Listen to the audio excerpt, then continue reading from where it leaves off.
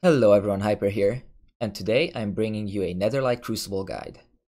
Now luckily for Frost and Unholy, the two DPS specs, we have an add-on available called Crucible Weights, which we can just use to save us a lot of time and not have to do napkin math and run endless sims to compare traits when it comes to Netherlight Crucible. Because before, we obviously only had to consider two factors, which was the item level of the relic and the trait it gave.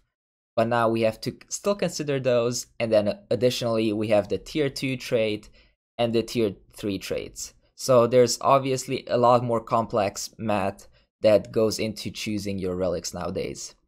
I do have a link to the add-on in the description box below, so make sure to download that if you choose. And if not, you can still see here which are the best traits overall, so you'll have a general idea. Now for Blood, we unfortunately don't have this add-on because as a tank, it's a little bit more complicated because you have the choice of going more damage or going more defense or going more of a balanced build. But I will just talk about that towards the end of the video. Okay, let's just go over briefly how this add-on actually works. So just walk up to the Netherlight Crucible after you have the add-on installed, open it, and you will see this window pop up on the right hand side. Now for you, this will have all zeros in all these boxes, but again, if you check the description of the video, I have the import string for both Unholy and Frost, and just choose a specific one and paste it into here. After you did that, just click import and it will pull up these numbers. Now these are a generalized estimate, or standardized I should say, and if you see two numbers being extremely close, I definitely suggest going to raidbots.com and just running a quick sim. They have a great relic comparison tool which you can use, which will tell you which one to go with. Now, the way you would actually use this add-on if you didn't know which of your two relics, for example, you have two fire relics and you can't decide which one is better. Well, you put the new relic into the preview one and it will give you an overall value. If the overall value is greater than the overall value of the one you have in, so you can see that this is an 88.59, and for example, I put in a new one which was like a 92, that would be better in the long term. Now, what you need to look out for is how many traits you have in your weapon. If you're not able to reach the last row, then you need to subtract this number, for example, this is a 6.62, from the overall, and then look at the best one in your new relic, and again, from the last row, subtract your highest one.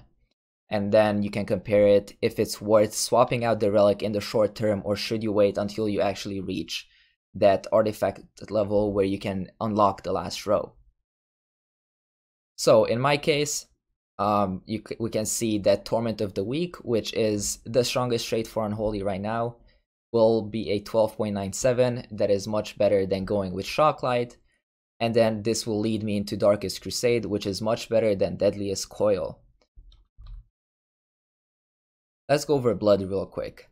Now for Blood, we don't have the luxury of just plugging in the stat weights here, just because as a tank, you need to kind of make the decision for yourself if you want more offensive or more defensive priority. And within those, there are of course better and worse traits. The best trait for us currently is Master of Shadows because it gives avoidance and it does give us a little bit of mastery. And then after that, we have Shadowbind, which is this one right here. It deals damage and it heals you. Chaotic Darkness, which does the same. It does damage and it heals you. These are kind of decent traits, but you know, they're not exactly as good as Master of Shadows for now. Of course, with Master of Shadows, since it does give avoidance, you have to take into consideration that avoidance only works for AoE damage, which tanks don't really have that hard time of dealing with anyway. So again, this is kind of where you have to make the decision for yourself if you want that avoidance or you want some extra damage. And then kind of our lowest tier traits are Lightspeed, Murderous Intent, Refractive Shell, and Torment of the Weak. Of course, some of these are just weaker defensive traits, and Torment of the Weak is a pretty decent DPS increase. but I still don't think that they're quite good enough to compete with Master of Shadows, for example, or Shadowbind and Chaotic Darkness. What choice should you make if taking a good tier 2 trait leads you into a bad tier 3 trait? Luckily for Death Knights, there's not really such a thing as a bad tier 3. You'll always get the choice between at least two of them, so you can, go with the better one in that case. But I definitely suggest choosing the better tier 2 trait versus prioritizing getting to tier 3. That's all I have for today. If you found this video useful, please hit the like button and also consider subscribing to the channel. Thank you very much for watching, and I will see you on the next video.